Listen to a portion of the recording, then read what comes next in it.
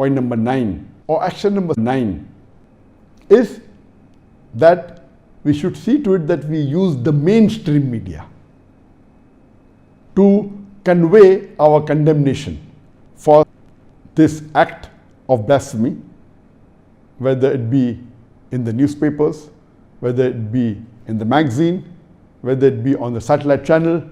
Everyone cannot involve giving articles in the magazine or the newspaper or the satellite. So whoever Allah has given the skill of writing, they should use their skill to write letters or write articles in the newspapers, in the magazines, or maybe give an interview on the channel, in the news channel, or give a talk. We should use the mainstream media as much as possible. And those Muslims who own the mainstream media should see to it that we convey this message of protest on the mainstream media, whether it be newspapers, whether it be magazines, whether it be radio broadcast stations, whether it be satellite channels. We convey this message as much as we can so that this message goes throughout the world. Action number 10 is that we should try and file a legal case against this blasphemy. If someone insulted the Prophet or someone has done some blasphemous act against Islam, we should have a team or a battery of lawyers. A team of lawyers who will know that how this can be filed in the court of law. Depending upon the action that has taken place, depending upon the insult that has been hurled on our beloved Prophet, we should see to it that we file a case in the appropriate court of law.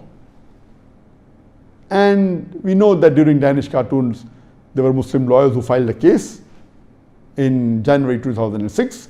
This incident took place on the 30th of September 2005. And initially, when the ambassador of the Muslim country went to the Danish authorities, government, they didn't give much importance to it. Then the Muslims filed a case in the court of law, but unfortunately they said it is permitted in the freedom of expression to make such cartoon, which is absurd. How can blasphemy be permitted in the name of freedom of expression? And the same thing was said by President Macron. He said that blasphemy is permitted in the freedom of expression. Can you believe blasphemy? If he says that, he is the biggest hypocrite.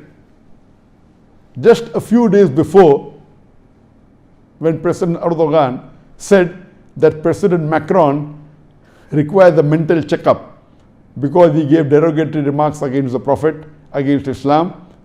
So President of Turkey, President Erdogan, mentioned that President Macron requires a mental checkup. Immediately, he called the envoy to Turkey back. He called the French ambassador of Turkey back to the country. Just by saying that Macron requires a mental checkup, he is calling his ambassador back.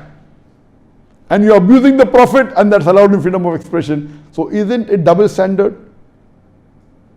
What we should do is we should file a legal case. Have good lawyers who are well versed with the law. It may be in the International Court of Law, or it can be in the court of that country based on the act.